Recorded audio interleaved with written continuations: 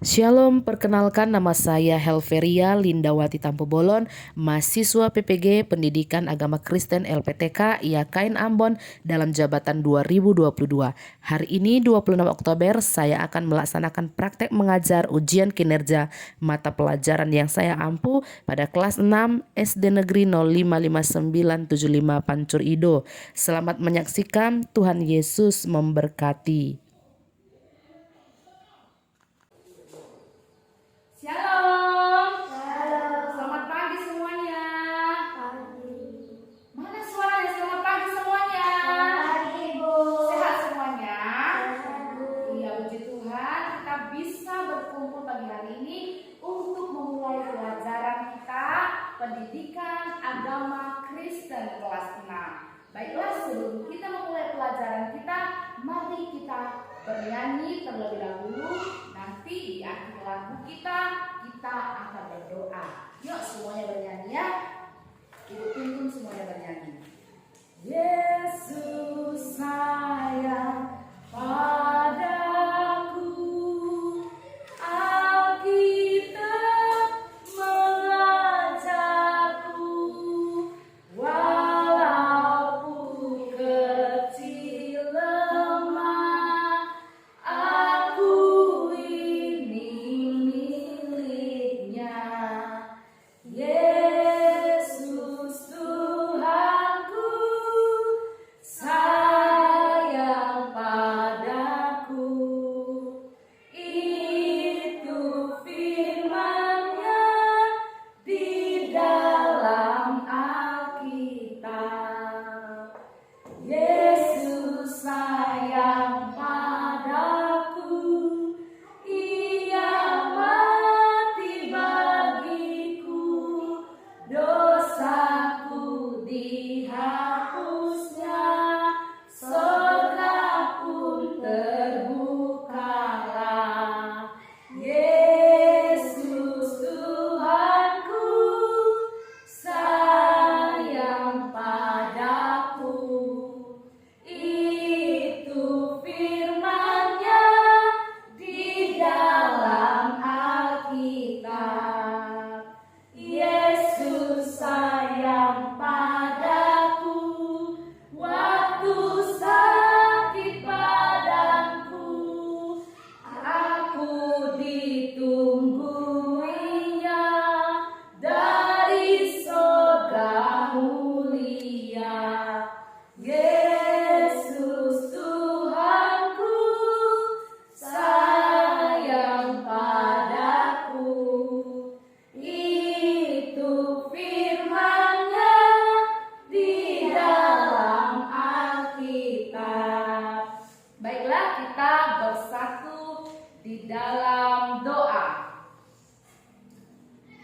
Kami bersyukur Tuhan untuk kebaikan-Mu dalam hidup kami pada hari ini. Kami bisa berkumpul di tempat ini untuk belajar pendidikan agama Kristen. Mari Tuhan memberkati kami, memberikan kepintaran kepada kami, menolong kami, sehingga kami bahkan anak-anak murid bisa mengerti pelajaran yang akan disampaikan. Terima kasih Tuhan, terpujilah nama-Mu, dalam nama Yesus kami berdoa dan bersyukur. Dan semua anak murid Ibu, siapa yang tidak hadir? Semuanya hadir? Puji Tuhan, semuanya sehat? Oke, petanda semuanya sehat dan siap belajar. Mari tersenyum dulu semuanya, berikan senyum kepada temannya. Oke, berarti semuanya siap untuk belajar. Oke, good. Kita akan mulai pembelajaran kita. Minggu yang lalu kita belajar tentang pengampunan Allah kepada kita.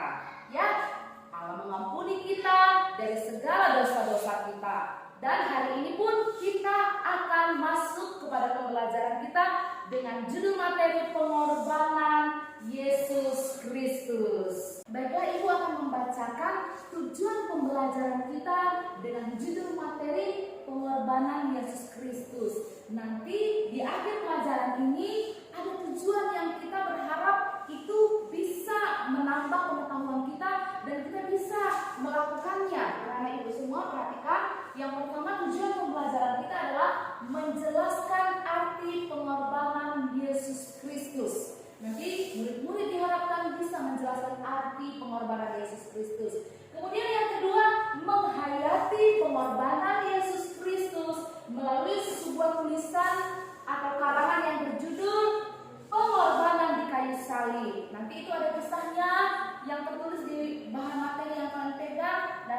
menjelaskan. Kemudian yang ketiga, mendaftarkan tindakan berkorban bagi orang lain sebagai wujud mengikuti teladan Yesus. Dan yang terakhir, tujuan pembelajarannya menyatakan tekad untuk mengikuti teladan Yesus Kristus dengan melakukan perbuatan baik menolong orang lain sebagai bentuk pengorbanan. Ibu berharap tujuan pembelajaran ini bisa kalian pahami dan itu yang diharapkan nanti kalian bisa lakukan dan mengerti.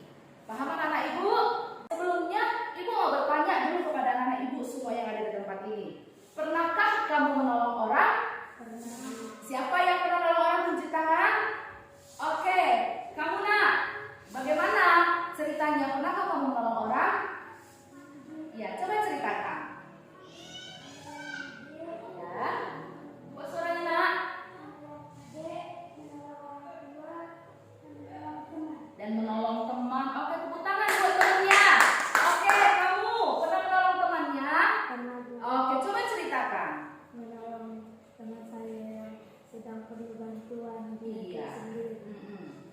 Apa bantuannya yang kau berikan? Dia sendiri saya kawan yang bersih rumah. Oh, karena dia sendiri kamu menolong dia. Oke, tepuk tangan untuk temannya. Sekarang kamu pernah menolong temanmu? Yo, coba ceritakan. Anakku. Oh, temanmu jatuh, kamu tolong. Iya, kamu obatin lukanya. Oke, oh bagus. Tepuk tangan. Oke, baiklah. Sally, kamu nakku.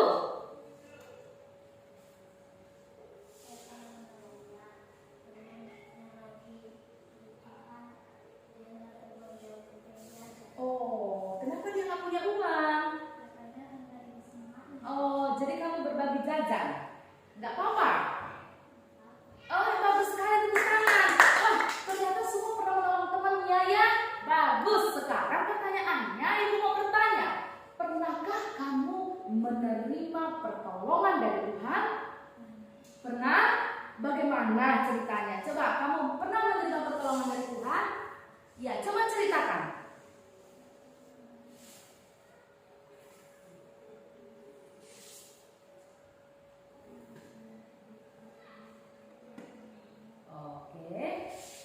Oke. Maka Tuhan memberkati. Oke, baiklah. Ayo, siapa lagi yang pernah mengalami pertolongan dari Tuhan? Ya. Di saat saya sakit, saya berdoa, Tuhan sembuhkan saya supaya saya bisa ke gereja. Di beberapa hari sudah sembuh. Oh iya, dia menerima pertolongan Tuhan. Tadi dia sakit, dia berdoa, dia Tuhan tolong, Tuhan berikan kesembuhan, dan ternyata ditolong Tuhan. Wah, kemudian kamu nak?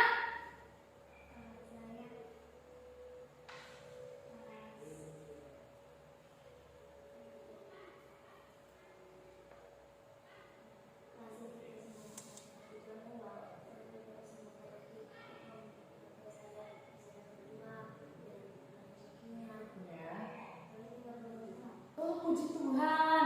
Dia berdoa ketika orang tuanya sedang kehabisan uang. Dia berdoa kepada Tuhan agar orang tuanya diberikan berkat kepada Tuhan. Ternyata Tuhan mengabulkan doanya dan menolong, Tuhan memberikan berkat. Oke, tepuk tangan buat kita semua. Matius pasal yang ke-27 ayat yang ke-32 sampai ke-36. Ya, 56. Ya. Iya, tapi satu-satu ayat. Ketika mereka berjalan keluar kota, mereka berjumpa dengan seorang dari Kirene yang bernama Simon. Orang itu mereka paksa untuk memikul salib Yesus. Oke, lanjut. Maka sampailah mereka di suatu tempat yang bernama Golgota, artinya tempat tengkorakan. Tengkorak. Lalu mereka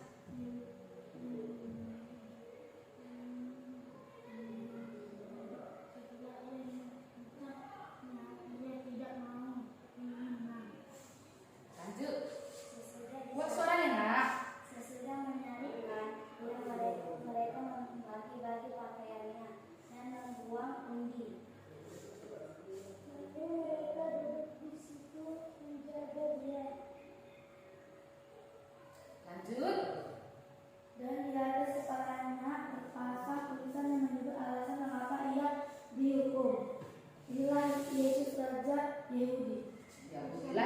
Feli.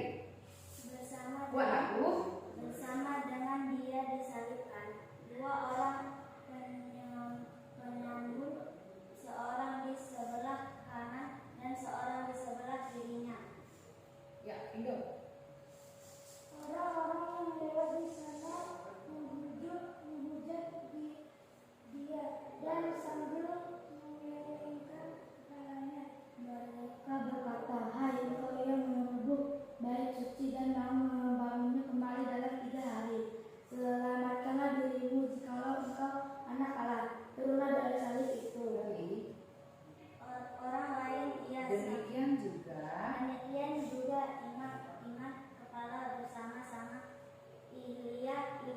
ahli Taurat dan tua-tua melolokkan dia, dan mereka berkata, lanjut.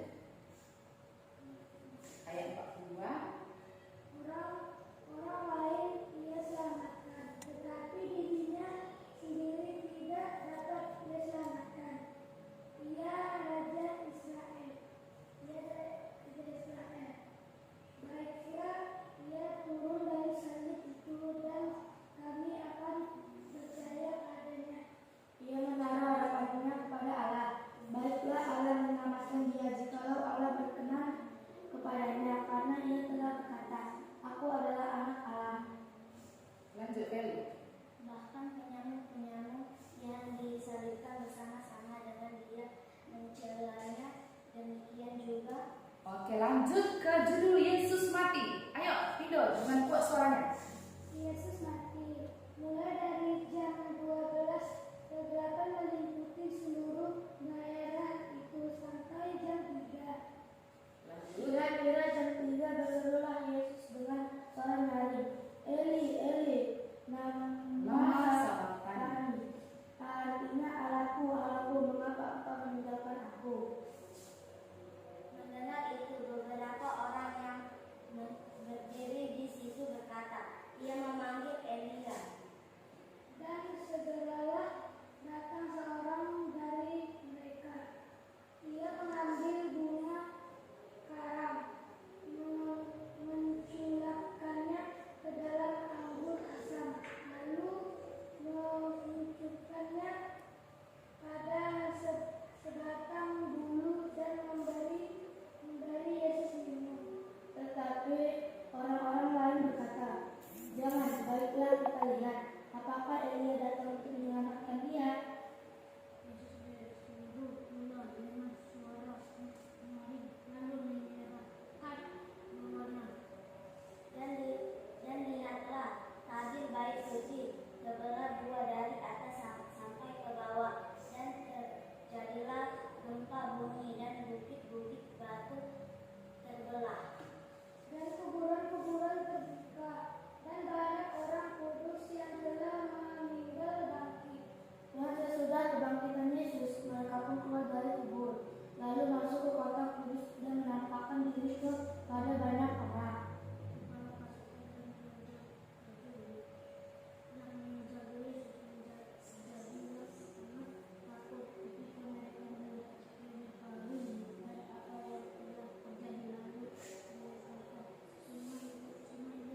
Sungguh, iya, ini.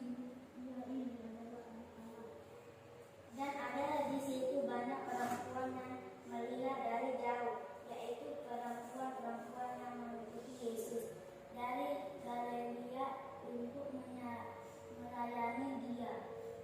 Di antara mereka terdapat Maria Magdalena, dan Maria ibu Yakobus dan Yusuf dan ibu anak-anak Zebedeus. iya, puji Tuhan. Tadi kita sudah baca Alkitab tentang kisah Yesus disalibkan dan Yesus mati. Wah, dari apa yang sudah kita baca tadi, kita bisa pahami bagaimana kejadian ketika Yesus disalib, ya. Iya, puji Tuhan. Kalau tadi kita sudah membaca Alkitab, Ibu juga sudah bertanya kepada kalian tentang apakah kalian sudah pernah menolong temanmu, menolong orang lain, dan apakah sudah pernah menerima pertolongan daripada Tuhan. Jawabannya bagus-bagus sekali. Nah, kita mau belajar tentang pengorbanan Yesus Kristus. Nah, perhatikan. Ini gambar apa, Nak? Iya, Tuhan Yesusnya di apa? Iya, coba ceritakan ini bagaimana? Ya, Yesus sedang disalib karena menebus dosa kita ya. Ya, ada apa di tangannya? Iya, ada mahkota duri di kepalanya. Itu adalah pengorbanan Yesus kepada kita. Ya, anak-anak ibu yang dikasihi Tuhan, semuanya sampai di sini ibu mau bertanya, berkorban itu maksudnya apa sih? Berkorban itu artinya apa? Menyerahkan diri. Kemudian, menurutmu apa sih berkorban itu? Memberikan yang terbaik dari diri kita kepada orang lain untuk menolong orang lain. Ya, anak-anak ibu semuanya, itu artinya berkorban. Tadi kan kalian sudah cerita, wah uangku ada, nggak banyak, sedikit, tapi ketika aku lihat temanku kesusahan, pengen jajan, nggak punya uang, maka aku bagi uangku. Itu namanya berkorban. Memberikan yang terbaik dari diri kita kepada orang lain untuk dia dapat tertolong. Itu yang diberikan oleh Tuhan, nyawanya ya. Oke, selanjutnya, kenapa Yesus harus berkorban kepada kita? Karena kita sudah berdosa. Siapa yang bisa menghapuskan dosa? Hanya Tuhan saja yang bisa menghapuskan dosa. Itu karena manusia berdosa. Bagaimana cerita tentang manusia berdosa? Kita sudah mempelajarinya di minggu-minggu sebelumnya ya. Oke, ini Adam dan Hawa. Awal mula manusia berdosa itu adalah bagaimana kejadiannya? Adam dan Hawa itu tidak taat kepada firman Tuhan. Maka dosa itu adalah ketidaktaatan kepada firman Tuhan. Tuhan sudah kasih firman kepada Adam dan Hawa. Firman-Nya adalah yang ada di tengah taman. Taman Eden itu semuanya ada, diperlengkapi Tuhan untuk kebutuhan Adam dan Hawa. Hanya satu yang Tuhan minta dari mereka, agar mereka taat kepada firman Tuhan untuk tidak memakan buah yang ada di tengah taman. Tapi iblis menggoda mereka, dan mereka memberikan hati untuk digoda iblis. Tergodalah Hawa, tergodalah Adam. Pada akhirnya mereka melanggar firman Tuhan dan menjadi berdosa. Mereka pada akhirnya dikeluarkan dari taman Eden. Itu akibat dosa. Akibat dosa juga yang kita alami pada saat ini dialami manusia adalah akibat dosa adalah maut. Jadi sepanjang kita tidak diampuni dosanya, maka menjadi bagian kita adalah maut. Maka kita sebagai pribadi yang sangat dikasihi Tuhan, Tuhan mau mengampuni dosa kita dengan cara berkorban bagi kita. Oke, selanjutnya perhatikan. Di zaman perjanjian lama sudah dinubuatkan bahwa akan datang nantinya seorang Mesias, yaitu anak Allah dari keturunan Daud, di mana Mesias itu yang akhirnya mengerjakan karya keselamatan, yaitu dengan berkorban di kayu salib. Nabi apa saja yang sudah bernubuat di zaman perjanjian lama? Nabi Yesaya. Dalam perjanjian lama ya anak-anak ibu, dulu kalau orang itu mau datang kepada Allah, beribadah kepada Allah, harus memberikan korban sebagai tanda mereka layak di hadapan Allah, membawa korban. Nah, dengarkan anak-anak ibu, karena menghampiri Allah kita harus dengan kekudusan. Tapi syukur kepada Allah, Allah mau punya satu hubungan yang baik antara kita dengan Tuhan. Maka Allah sudah mempersiapkan karya keselamatan dengan cara mempersiapkan penebusan bagi kita lewat pribadinya sendiri di dalam Yesus Kristus yang disebutkan Mesias dalam perjanjian lama. Oke. Nah, setelah sekian lama berlalu, tergenapilah nubuatannya yang menyatakan bahwa akan lahir seorang Mesias yang akan mengerjakan karya keselamatan bagi manusia.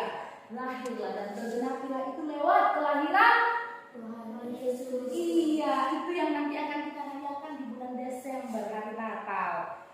Janji Allah untuk penyelamatan manusia, untuk berkorban menghapus dosa manusia, digenapi lewat kelahiran Yesus Kristus di kota Bethlehem. Allah mengorbankan anaknya yang tunggal, pribadinya manusia. Seperti yang Ibu katakan tadi, pengorbanan itu adalah memberikan, mempersembahkan yang terbaik dari kita kepada orang lain. Itu berkorban. Dan itu Allah sendiri melakukannya sebagai teladan bagi kita lewat diberikannya anaknya yang sangat berharga, Yesus Kristus. Oke?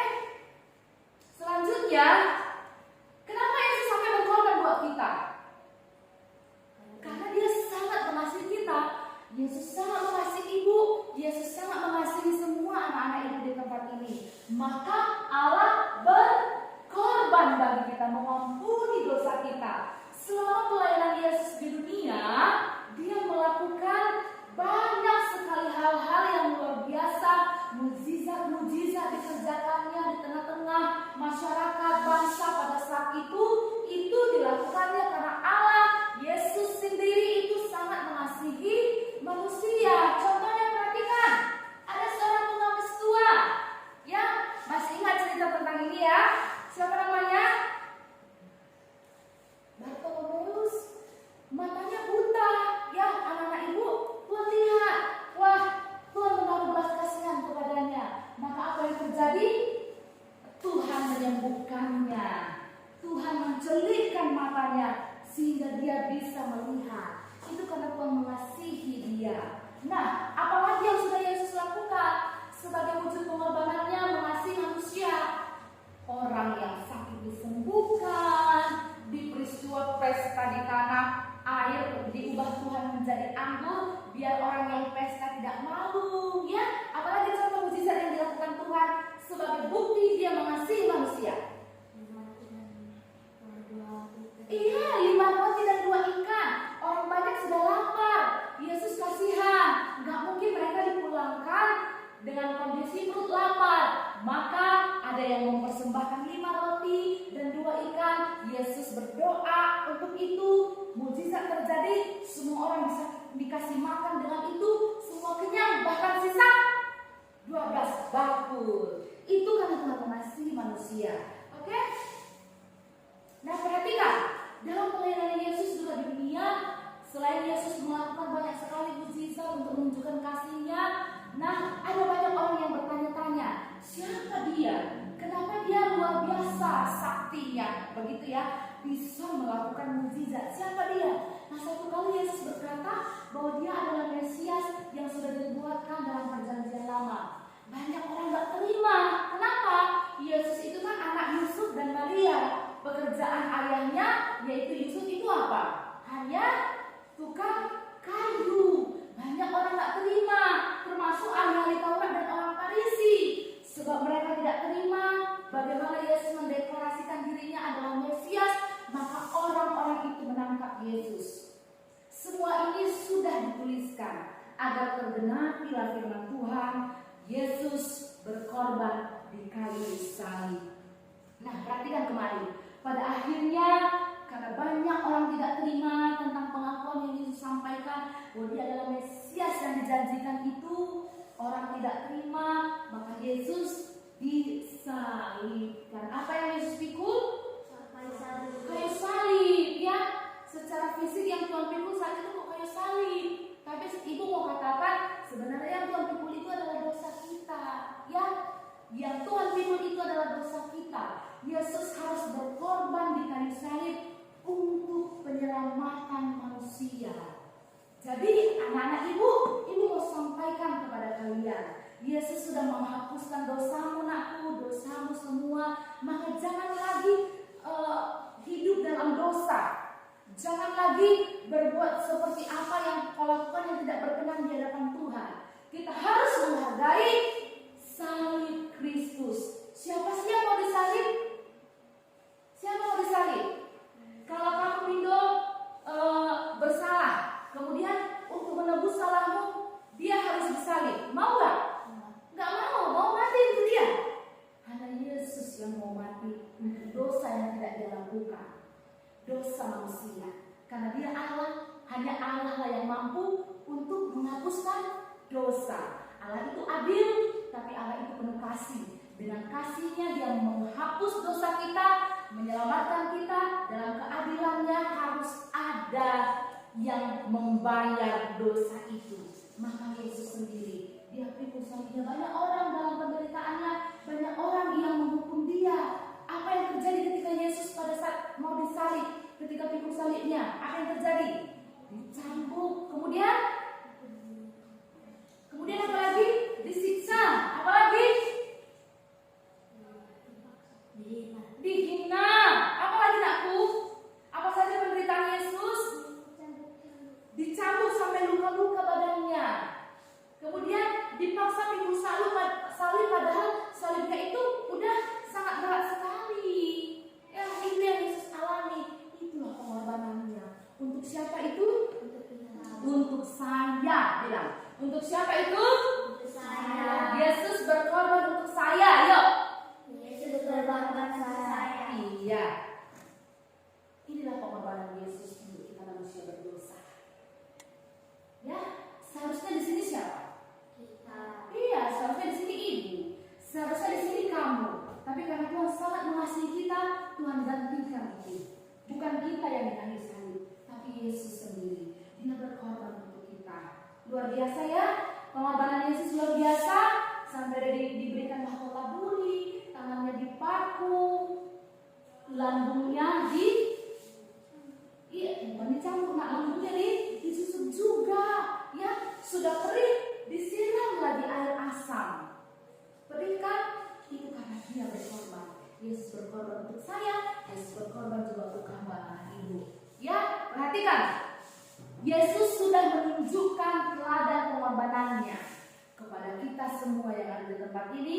Dari Alkitab yang kita baca tadi, dari cerita yang sudah kita dengarkan tadi, Yesus sudah menunjukkan teladan pengorbanan. Ya, kita pada saat ini bisa meniru teladan yang diberikan oleh Tuhan dengan cara berkorban bagi orang-orang yang membutuhkan di sekitar kita. Perhatikan ini adalah gambar keluarga di mana mereka saling menolong. Ada yang sapu rumah, ada yang bersihkan piring, semuanya biar rumah terjaga, bersih. Ibu masak di rumah, orang tua masak di rumah, itu mengorbankan waktu dan tenaganya biar kita semua bisa makan, anak-anak ibu bisa makan di rumah masing-masing.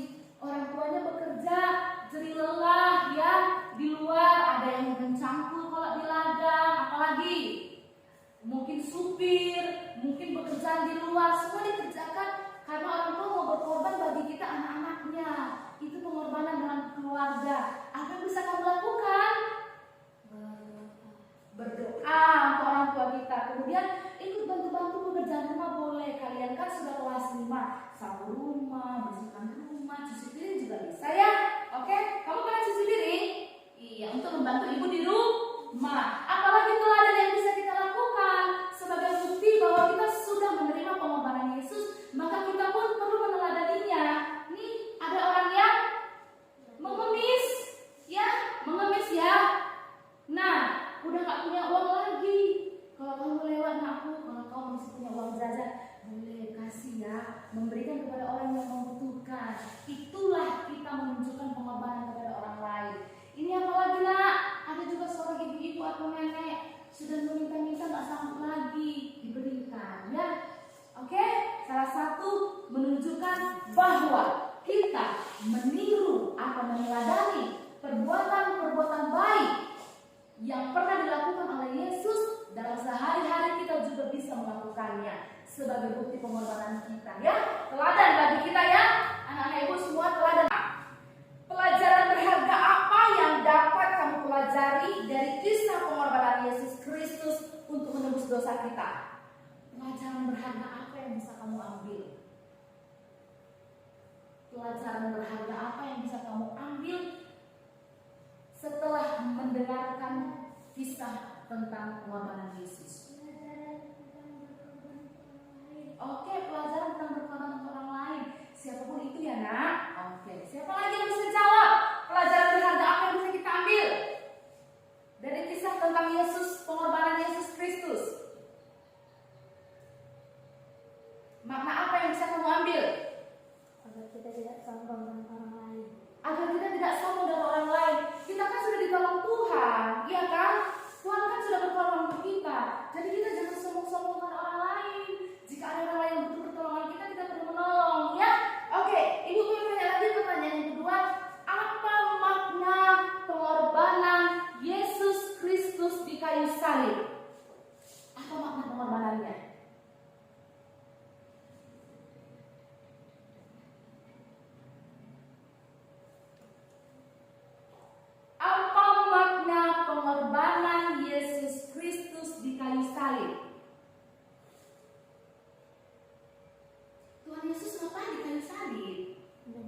kita. Ulangi. Apa makna pengorbanan Yesus Kristus di kayu salib? Menebus dosa kita. Menebus dosa kita, berkorban bagi kita. Itu maknanya ya.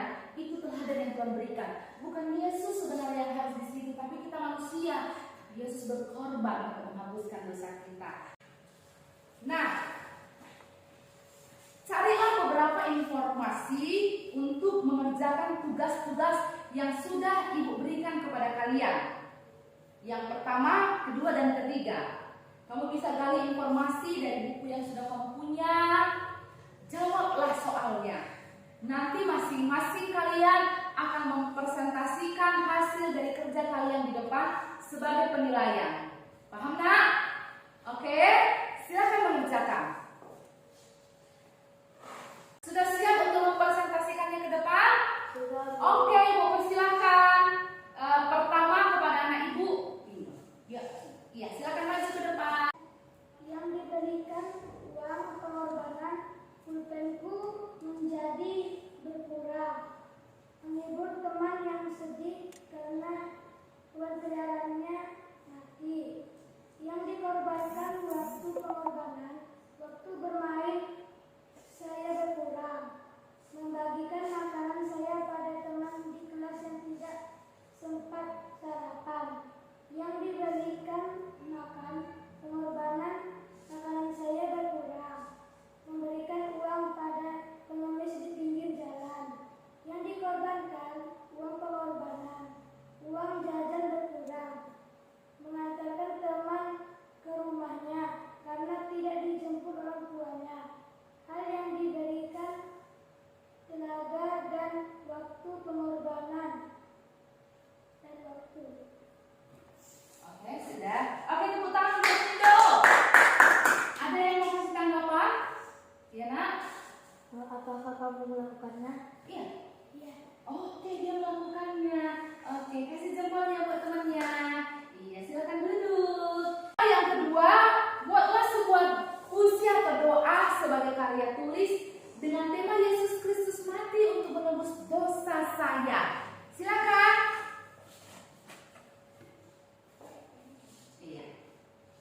Terima kasih Tuhan Yesus untuk kasih Tuhan dalam hidup kami. Kami adalah orang berdosa yang menerima karya keselamatan lewat pengorbanan Tuhan di kayu salib. Terima kasih Tuhan, Engkau sudah menebus kami.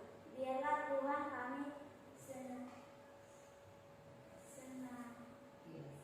senantiasa hidup dalam kebenaran sebagai rasa syukur kami atas pengorbanan-Mu. Dalam nama Tuhan Yesus kami berdoa, amin. Oke. Silakan kalian. Yang ketiga adalah mengambil makna apa yang bisa kalian ambil dari lagu tadi. Oke? Baiklah, kita akan saksikan lagunya.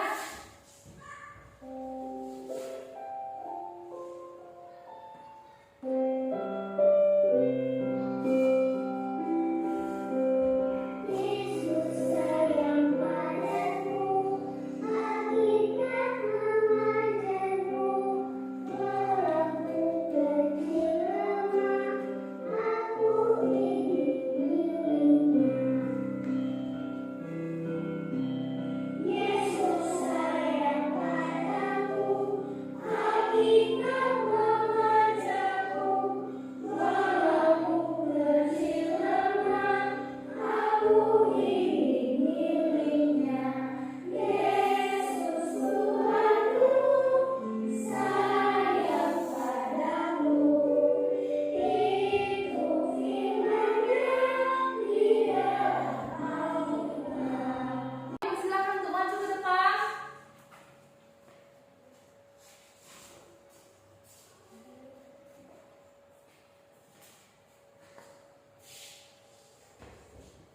Pesan dari lagu ini adalah Tuhan Yesus sangat mengasihi kita, bahkan rela mati di kayu salib untuk menghapus dosa manusia, khususnya dosaku. Tuhan menyembuhkanku saat sakit.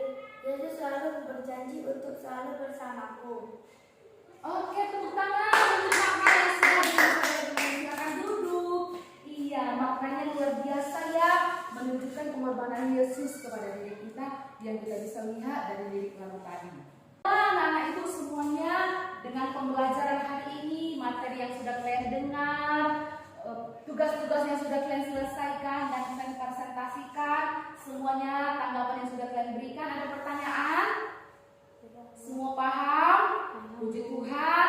Demikianlah rangkuman pembelajaran kita hari ini dengan judul materi pengorbanan Tuhan Yesus. Yang pertama, pengorbanan Tuhan Yesus itu tujuannya untuk menghapus dosa kita.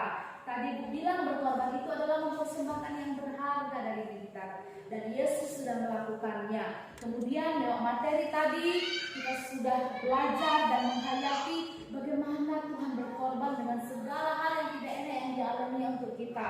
Dan kalian juga sudah menampilkan dan menuliskan apa saja perbuatan yang sudah dilakukan sebagai wujud dari keteladanan kita kepada Tuhan. Dan dengan lagu yang sudah disampaikan tadi, maknanya kalian bisa ambil bagaimana Yesus itu berkorban untuk kita semua, karena Yesus sangat mengasihi kita semua. Baiklah anak ibu, demikianlah pembelajaran kita hari ini. Ibu berharap kalian bisa membaca lebih lagi di rumah, memahaminya. Jangan berlalu begitu saja, tetapi setiap kalian belajar di rumah. Kerjakan tugas yang Ibu sampaikan buat kalian, itu sudah terdapat di dalam LKPD atau tugas lembah tugas yang sudah diberikan kepada kalian. Paham semuanya anak ibu?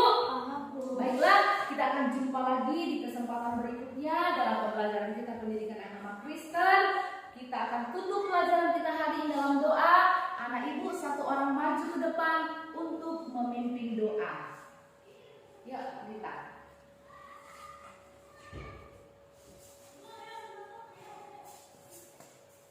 Oke, kita tutup pembelajaran kita hari ini dalam doa. Semuanya, mari kita berdoa. Mari kita bersatu dalam doa.